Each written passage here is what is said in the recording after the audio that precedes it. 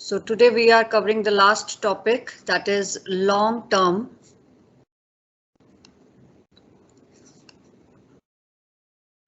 solvency ratios बोलते हैं हम इसको, long-term liquidity ratios और long-term solvency ratios।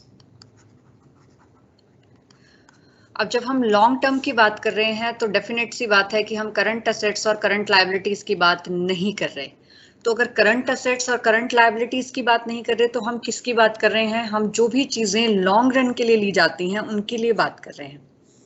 तो सॉल्वेंसी रेशियोज, सॉल्वेंसी का मतलब क्या होता है कि how much the company is capable of paying its dates.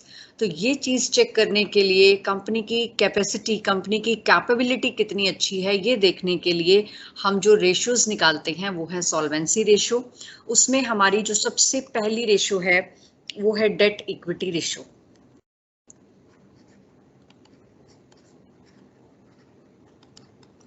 Debt equity ratio कैसे निकाली जाती है? डेट और इक्विटी का कॉम्बिनेशन। कोई भी कंपनी जो होती है वो फाइनेंस कहाँ से लेती है? वो या तो ओन्ड कैपिटल से लेती है या फिर लोन कैपिटल से लेती है। ओन्ड कैपिटल हमारी इक्विटी होती है और लोन कैपिटल हमारे डेट्स होते हैं, यानी कि जहां से हमने लोन लिया है जिसके ऊपर हमें इंटरेस्ट देना है। और ये कौन सी है? ये वो इक्विटी है जहां पर हमें डिविडेंड देना है। ठीक है, तो जब हम इन दोनों का रिलेशन निकालते हैं तो उस रेशियो को हम बोलते हैं डेट इक्विटी रेशियो। तो इसके अंदर दो चीजें इन्वॉल्व हैं, एक है डेट और दूसरा इक्विटी। डेट हो गए हमारे सारे लॉन्ग टर्म लोन्स और इक्विटी को हम बोलते हैं शेयर होल्डर्स फंड। तो हमारे पास जब इन दोनों की रेशियो निकालनी है तो फॉर्मूला क्या बनेगा डेट इक्विटी रेशियो निकालने का?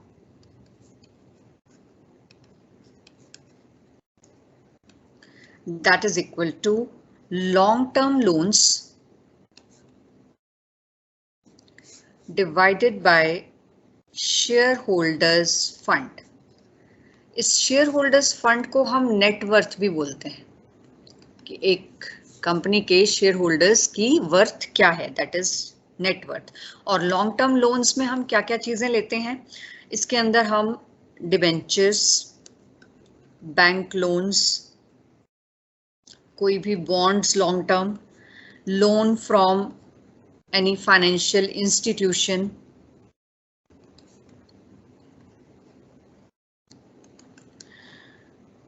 public deposits, anything which is taken in any form of loan is under the category of long term loan। और इसके अंदर जो हम एक स्टैंडर्ड रेशियो लेते हैं वो है 2:1। इसका मतलब डेट्स जो हैं that can be twice as much as share holders fund. यानी कि अगर शेयर होल्डर्स फंड 1 टाइम है तो लोन जो है वो उसका डबल हो सकता है, ट्वाइस हो सकता है। तो हम इसको कहेंगे कि ये एक अच्छी रेशियो है। ठीक है, डेट इक्विटी रेशियो के बाद जो नेक्स्ट आपको करनी है that is debt to total funds.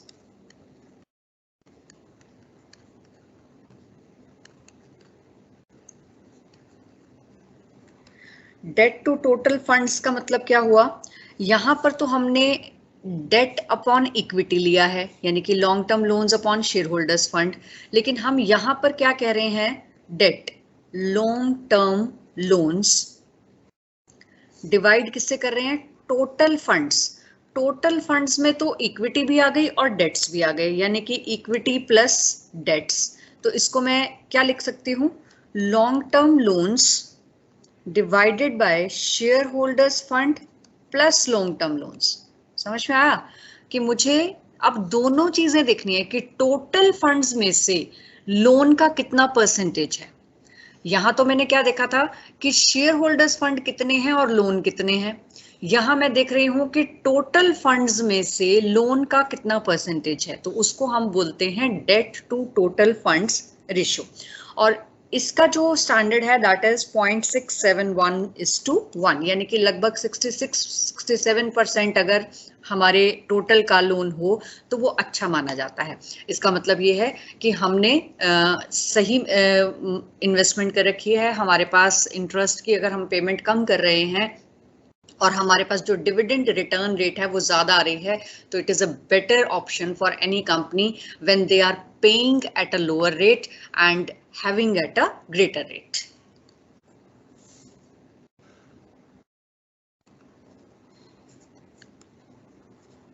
Then the third comes proprietary ratio. Proprietary ratio क्या है? ये बताती है कि बिजनेस जो है वो कितना ड्यूरेबल है. इसके अंदर जो हम रिलेशन देखते हैं वो टोटल असेट्स का रिलेशन देखते हैं. किसके साथ? शेयर होल्डर्स फंड के साथ. यानी कि शेयर होल्डर्स फंड डिवाइड किया जाता है इसको टोटल असेट्स से. और टोटल असेट्स कौन सी होती हैं? ये नेट टोटल असेट्स, यानी कि हमने इसमें से फिक्स्ड असेट्स में से डेप्रिसिएशन लेस किया हुआ है. तो शेयर होल्डर्स फंड मैंने आपको ऑलरेडी बताया हम कैसे कैलकुलेट करते हैं. टोटल असेट्स के अंदर आपने क्या लेनी है? Fixed assets plus current assets less depreciation.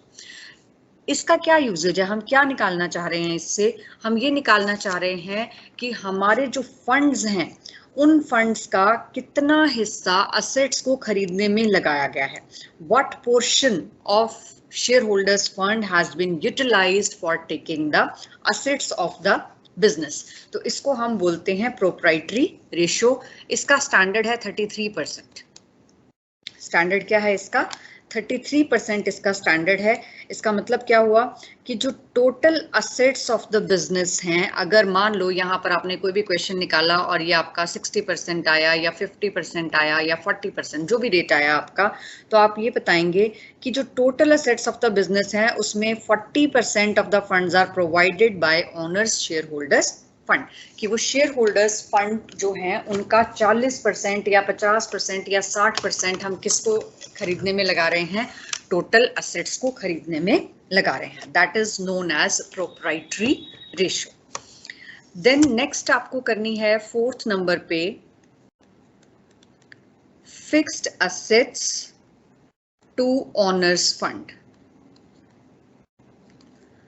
और यू कैन से नेटवर्थ. यहां तो हमने लिया टोटल असेट्स. अब वो देख रहा है कि नहीं, सिर्फ फिक्स्ड असेट्स का बताइए मुझे कि जो फिक्स्ड असेट्स हैं वो प्रोप्राइटर्स फंड का कितने परसेंट है. तो हम कैसे निकालेंगे? हमने fixed asset divided by proprietors fund, ये हमारी रेशियो निकलेगी fixed asset to owners fund. तो fixed asset to owners fund निकालने के लिए हमने फिक्स्ड असेट्स को ऊपर लिया और प्रोप्राइटर्स फंड को नीचे लिया. मान लीजिए आपके फिक्स्ड असेट्स हैं 4 लाख और ओनर्स फंड है 5 लाख. तो इसका मतलब क्या हुआ कि 80% of owners fund are utilized in buying fixed assets. कि हम अपने फंड का 80% जो है वो किसको खरीदने में यूज कर रहे हैं? फिक्स्ड असेट्स को. और बाकी 20% जो है वो हमारा वर्किंग कैपिटल में यूज हो रहा है. अगर ये रेशो 1:1 से ज्यादा हो जाती है तो इसका मतलब ये दिखाते हैं कि जो बोरोड फंड्स हैं वो भी फिक्स्ड असेट्स में इन्वॉल्व हो गए. मान लीजिए ये भी 5 लाख होता, ये भी 5 लाख होता, और फिर तो ये बराबर हो गया. लेकिन अगर हमारी फिक्स्ड असेट्स ज्यादा होती और प्रोप्राइटर फंड कम होता, 5 लाख होता, तो इसका मतलब क्या हुआ? 1 पॉइंट से ज्यादा आ रही है ना. तो 1 पॉइंट से ज्यादा आ रही है का मतलब कि proprietor fund is not sufficient to buy the fixed assets. तो इसका मतलब क्या हुआ? अगर हम प्रोप्राइटर्स फंड से नहीं खरीद रहे तो हम लोन से खरीद रहे हैं, डेट कैपिटल से खरीद रहे हैं. और अगर हम डेट कैपिटल से खरीद रहे हैं तो इसका मतलब डेट कैपिटल की इन्वेस्टमेंट फिक्स्ड असेट से हो रही है. तो इसलिए वहां से वो हमारे लिए एक लॉस है. तो इसलिए ये रेशो 1.1 से ज्यादा नहीं होनी चाहिए, 1:1 से ज्यादा. और ये जो फिक्स्ड असेट्स हैं इसके अंदर हम आउटसाइड इन्वेस्टमेंट नहीं लेते हैं. जैसे गुडविल कैलकुलेट करते टाइम आपको बताया था, वैसे ही इसमें हम आउटसाइड इन्वेस्टमेंट जो है वो नहीं लेते हैं. ठीक है, okay. Then fixed assets to owners fund के बाद नेक्स्ट रेशियो आती है आपकी कैपिटल गियरिंग रेशियो.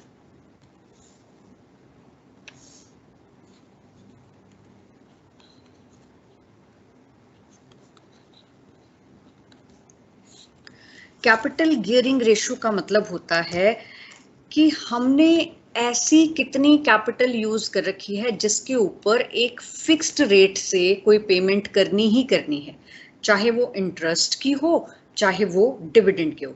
तो हम फिक्स्ड रेट से किस चीज पर पेमेंट करते हैं, बताएं?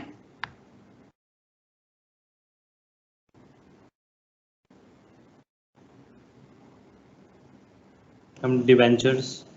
यस, डिबेंचर्स के ऊपर हम फिक्स्ड रेट से इंटरेस्ट पे करते हैं। और फिक्स्ड रेट से किस चीज के ऊपर पेमेंट होती है? Bank loan. Bank loan. और preference shares. Yes, preference share capital, इसके ऊपर एक फिक्स्ड रेट से हम क्या देते हैं? डिविडेंड। ठीक है, तो अब कैपिटल गियरिंग रेशो क्या कहलाती है? कैपिटल गियरिंग रेशो ये बताती है कि जितना हमारा फिक्स्ड कॉस्ट बियरिंग कैपिटल है और कितनी हमारी इक्विटी कैपिटल की रेशो है, इन दोनों में क्या रिलेशन है, उसको हम बोलते हैं कैपिटल गियरिंग रेशो। ये जो सिचुएशन है इसको हम बोलते हैं फाइनेंशियल लीवरेज, जिसके अंदर हम इक्विटी के साथ साथ फिक्स कॉस्ट बियरिंग कैपिटल को भी यूज करते हैं। तो ये जो रेशो है ये रिलेशन दिखाती है इक्विटी कैपिटल। इक्विटी कैपिटल में इंक्लूड होते हैं reserves and surplus plus profit and loss, और दूसरी तरफ क्या यूज होता है? Fix cost bearing capital. तो इसका मतलब फॉर्मूला क्या बना? Capital gearing ratio is equal to equity share capital plus reserve plus P&L credit balance होता है, divided by fixed cost bearing capital. तो जो भी आपके क्वेश्चन में चीजें होंगी, यानी कि प्रेफरेंस शेयर कैपिटल या डिवेंचर्स, वो तो नीचे आ जाएंगे। Equity share capital, reserves and profit and loss, ये सारे बैलेंसेस जो हैं वो आपके ऊपर आ जाएंगे। तो इसको हम बोलते हैं कैपिटल गियरिंग रेशो। इसके बाद नेक्स्ट आती है आपकी last ratio, that is interest coverage ratio. Interest को कवर करना है, इसका मतलब अभी तक इंटरेस्ट पे नहीं हुआ। अगर इंटरेस्ट पे नहीं हुआ तो प्रॉफिट बिफोर इंटरेस्ट होंगे या आफ्टर इंटरेस्ट होंगे? Before interest. Yes, net profit before interest and tax, क्योंकि इंटरेस्ट ही तो पे करना है। तो हमने ये देखना है कि इस प्रॉफिट से इंटरेस्ट निकल रहा है या नहीं निकल रहा। तो net profit before interest and tax divided by fixed interest charges, तो इसको हम बोलते हैं इंटरेस्ट कवरेज रेशो। जितनी भी ये रेशो निकलेगी हम बताएंगे कि हमारी, मान लीजिए निकलती है 6 टाइम्स, तो हम ये बताते हैं कि हमारे जो प्रॉफिट्स हैं वो 6 बार ये इंटरेस्ट पे करने के कैपेबल हैं। तो that is known as interest coverage ratio. So ये तो आपका चैप्टर जिसमें जितने फॉर्मूलाज थे वो सब कंप्लीट हो गए हैं। So now we will do some example जिसमें ये सारी चीजें आपकी कवर अप हो जाएं।